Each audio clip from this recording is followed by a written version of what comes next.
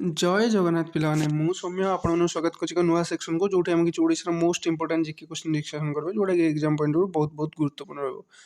तो पिलाने जदि सेक्शन आपन भल लगे प्लीज लाइक शेयर सब्सक्राइब करदेवे आ जो सांग मान नुआ अच्छे से शेयर करदेवे। तो पिलाने आउ डेरी नकर चलो क्वेश्चन डिस्कशन करबा। First question, Duduma waterfall is located on which river? Sorry पिलाने ये स्पेलिंग मिस्टेक है जाई। Duduma waterfall, Duduma waterfall is located on which river? आम डुडुमो वाटरफॉलटा कौ रिवर अच्छी? Option A Mahanadi, option B Machkund, option C Kaveri, option D Subarnarekha. आम डुडुमो वाटरफॉलटा माचकुंड रिवर अच्छी। डुडुमो वाटरफॉलटा कौटी? माचकुंड अच्छी। माचकुंड रिवर आम कौ डैम अच्छी? जलपुर डैम अच्छी। माचकुंड रिवर आम कौ डैम अच्छी? जलपुर डैम अच्छी। पे मैंने बुझीपार। Next question ji. Okay. Ansuva Lake is located which river? Ansuva Lake आमर को रिवर रे अछि? Option A Mahanadi, option B Bhargavi, option C Baitarani, option D Brahmani. Ansupa lake आमर कोठी अछि? ऑप्शन ए महानदी रे अछि। आमर महानदी रे आउ कोन अछि? महानदी रे आमर हीराकुद डैम अछि। हीराकुद डैम अच्छी। हीराकुद डैम केतेटा गेट अच्छी? 64टा गेट अच्छी। ओके 64टा गेट अच्छी। आउ एई महानदी रिवरटा हमर को जिल्ला रे अच्छी? हमर संबलपुर। को डिस्ट्रिक्ट अच्छी? संबलपुर डिस्ट्रिक्ट अच्छी। ओके पिला माने बुझी पालो। नेक्स्ट क्वेश्चन जीवा। ओके,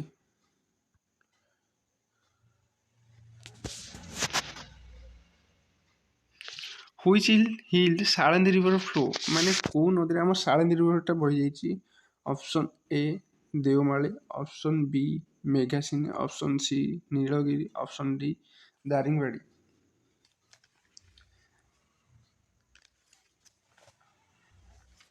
आंसर कौन पिला?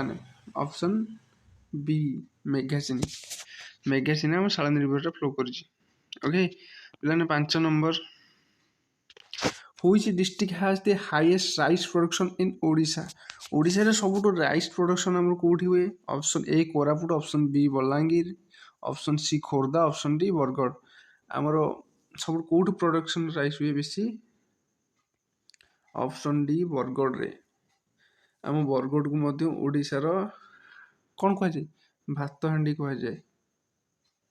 भात हांडी कह जाए बरगढ़ को आम ओडिशार भात हांडी कह जाए। एमती क्वेश्चन एग्जाम रे आसीबे आम ओडिशार भात हांडी को जगह कह जाए? ऑप्शन जो कोरापुट, बलांगीर, खोर्धा, बरगढ़। आपण माने कोटा मारे बरगढ़। बरगढ़ को हमर आउ हाँ आमर ये जो हाईएस्ट राइस प्रोडक्शन फैक्ट्री कोठी अछि? सॉरी अरे ऑफिस टा कोठी अछि? ऑफिस टा हमर कोठी अछि? कटक रे अछि। राइस प्रोडक्शन ऑफिस गोटे कटक किंतु आमर यहाँ जो कह जाए कौटू बेसी आम प्रोडक्शन हुए? बरगढ़। बुझिपारे पे मैंने। नेक्स्ट क्वेश्चन जी।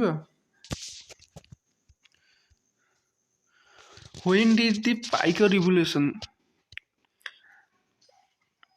Across against British East India Company? Okay Paika revolution आम जो होता ईस्ट इंडिया कंपनी भर केउ मसीह होता? Option A 1857, option B 1817, option C 1833, option D 1825।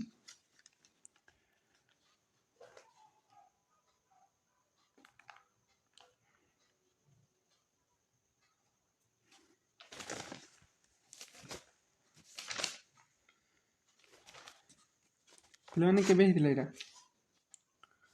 Pike revolution में केबे हितला? पाइक रिवोल्यूशन हमर केबे हितला? 1817 मसीह हितला। 1817 मसीह पाइक रिवोल्यूशन होता। पाइक रिवोल्यूशन को हमर की लीड करते? बक्सी। की लीड करते हमर?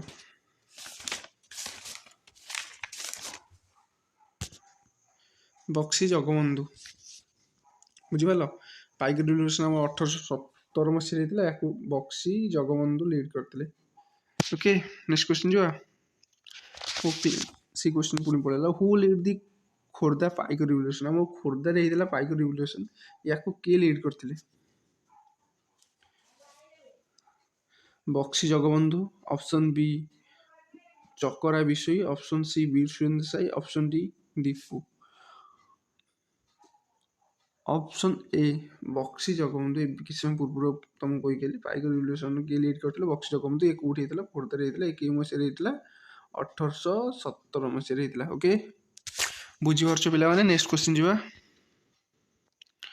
ହୁ ବିଲ୍ଡ ଦି କ୍ଷୀରଚୋର ଗୋପୀନାଥ ଟେମ୍ପୁଲ? ପିଲାମାନେ କ୍ଷୀରଚୋର ଗୋପୀନାଥ ଟେମ୍ପୁଲ କିଏ ନିର୍ମାଣ କରିଥିଲେ? କ୍ଷୀରଚୋର ଗୋପୀନାଥ ଅନନ୍ତ ଭୀମ ଦେବ, ଅପସନ୍ ବି ନରସିଂହ ଦେବ, ଅପସନ୍ ସି ପ୍ରତାପ ରୁଦ୍ର ଦେବ, ଅପସନ୍ ଡି ଚୋଡ଼ଗଙ୍ଗ ଦେବ। 10 ନମ୍ବର କ'ଣ ସାର୍? ଅପସନ୍ ବି ଯିଏକି ନରସିଂହ ଦେବ ଏଇଟା କରିଥିଲେ। କ୍ଷୀରଚୋର ଗୋପୀନାଥ ଟେମ୍ପୁଲ କୋଉଠି ଆମର ଅଛି? ଓଡ଼ିଶାର କୋଉଠି ଅଛି? BBSRରେ। ଓକେ, BBSRକୁ ଆମର କ'ଣ କୁହାଯାଏ? ମନ୍ଦାର ମାଳିନୀ ସହର ବୋଲି କୁହାଯାଏ, ଯୋଉଠି ସବୁ ଗୁଡ଼ାକ ମନ୍ଦିର ଅଛି। BBSR ଆମର କ୍ୟାପିଟାଲ ମଧ୍ୟ। ଏ କ୍ୟାପିଟାଲ କେବେ ହେଇଥିଲା? 1948ରେ କ୍ୟାପିଟାଲ ହେଇଥିଲା। ଓକେ, ବୁଝି ହେଉଛି ପିଲାମାନେ? ନେକ୍ସଟ କ୍ୱେଶ୍ଚିନ୍ ଯିବା। 11 number. Who is the writer of book Nilamastrani? Nilamastrani କିଏ ଲେଖିଥିଲେ? Okay, 11 number option A Godabarish Mahapatra, option B Kuntala Kumari Sabat, option C Nandakishore Bal, Nandakishore Bal, option D Upendra Bhanja.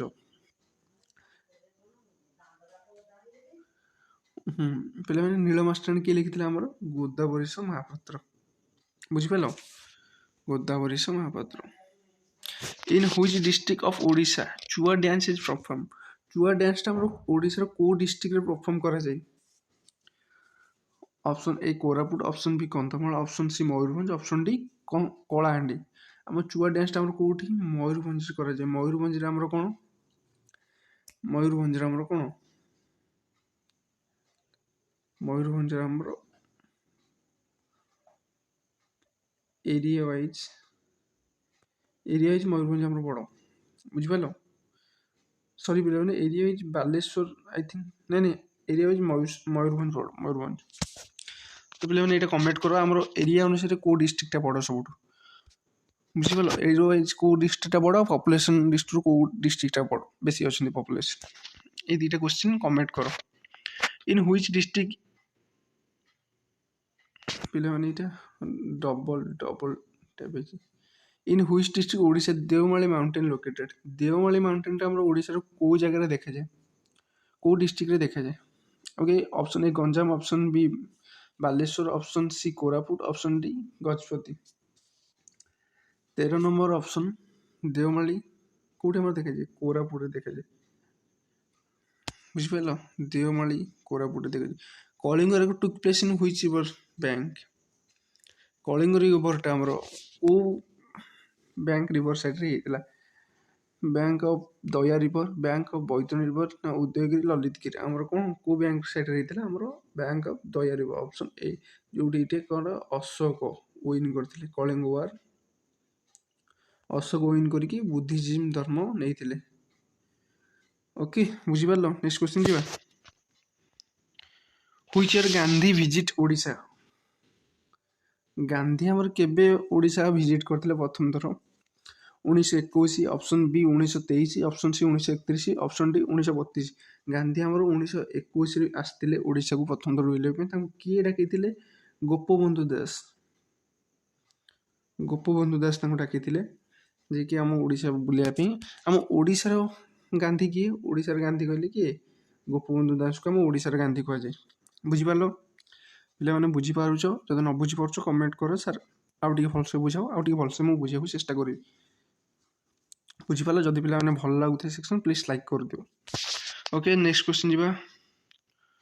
Who led the Satyagraha in Odisha? ଓଡ଼ିଶାରେ ଆମର ଲବଣ ସତ୍ୟାଗ୍ରହ ଓଡ଼ିଶାରେ କିଏ ଆମର ଲିଡ୍ କରୁଥିଲେ? 18 ନମ୍ବର ଅପସନ୍ ଏ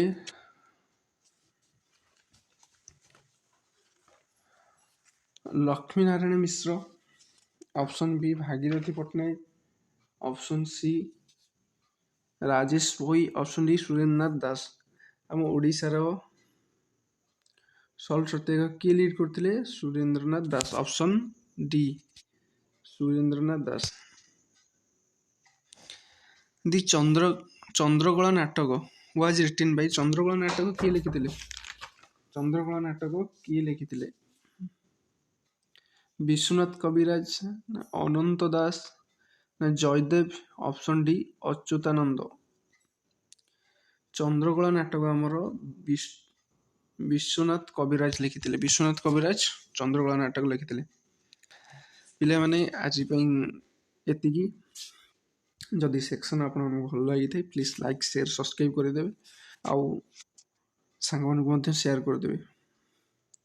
ପିଲାମାନେ ଆଉ କିଛି ଦିନ ଭିତରେ OSF ହୋମଗାର୍ଡ଼ ଓଡ଼ିଶା ପୋଲିସ SIର ବି ମାନେ ନୋଟିସ୍ ଆସିଲା, ଫର୍ମ ପ୍ରକ୍ରିୟା ଚାଲିଛି ଏବେ।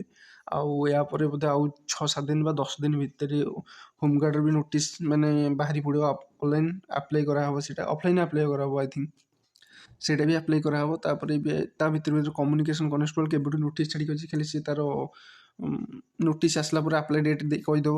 ସବୁ ପୋଷ୍ଟ ଗୁଡ଼ାକ ଏବେ ୟାପରେ ଆସିବରି। ଏବେ ପୁଣି CGL ଆଉ CSCL ଏମିତି କେତେ ଗୁଡ଼ାଏ ପୋଷ୍ଟ ଅଛି ଯେଉଁଗୁଡ଼ାକ OSS OSS ସେଇଟା କଣ୍ଡକ୍ଟ କରିବ। ବହୁତ ସାରା ଏବେ ଏଇ ମାର୍ଚ୍ଚ ମାସ ସୁଦ୍ଧା ଏପ୍ରିଲ ମାସ ସୁଦ୍ଧା 10,000 to 15,000 ପୋଷ୍ଟ ବାହାରିବାର ଅଛି।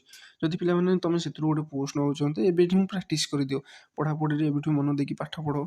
ଚାଲ୍ ଲଗେଇ ଦିଅ, ଯେମିତି ଗୋଟେ ପୋଷ୍ଟ ତୁମେ ନେବ। ଏବେ ଗୋଟେ ବର୍ଷ ନୁହେଁ 3-4 ମାସ ଭଲସେ ପାଠ ପଢ଼ିବ, ଜୀବନ ସାରା ଟେନସନ୍ ଫ୍ରିରେ ବଞ୍ଚିବ। ଏବେ ବହୁତ ସାରା ଷ୍ଟ୍ରଗଲ୍, ଷ୍ଟୁଡେଣ୍ଟ ଲାଇଫ୍ରେ ବହୁତ ସାରା ଷ୍ଟ୍ରଗଲ୍ ଅଛି। ତ ମୁଁ ଜାଣିଛି ସେଗୁଡ଼ା କଷ୍ଟ କେତେ କ'ଣ। ତ ପିଲାମାନେ ମୁଁ ଚାହୁଁନି କି ତୁମେମାନେ ଫ୍ୟୁଚର୍ରେ ହଇରାଣ, ଏବେଠୁ ମନ ଧ୍ୟାନ ଦେଇକି ପାଠ ପଢ଼। ଆଉ ଯଦି ପିଲାମାନେ ସେକ୍ସନ୍ ଭଲ ଲାଗିଥାଏ ପ୍ଲିଜ୍ ଲାଇକ୍ କରିବେ, ସେୟାର କରିବେ, ସବସ୍କ୍ରାଇବ୍ କରିବେ। ରହୁଛି ସାଙ୍ଗମାନେ, ଜୟ ଜଗନ୍ନାଥ।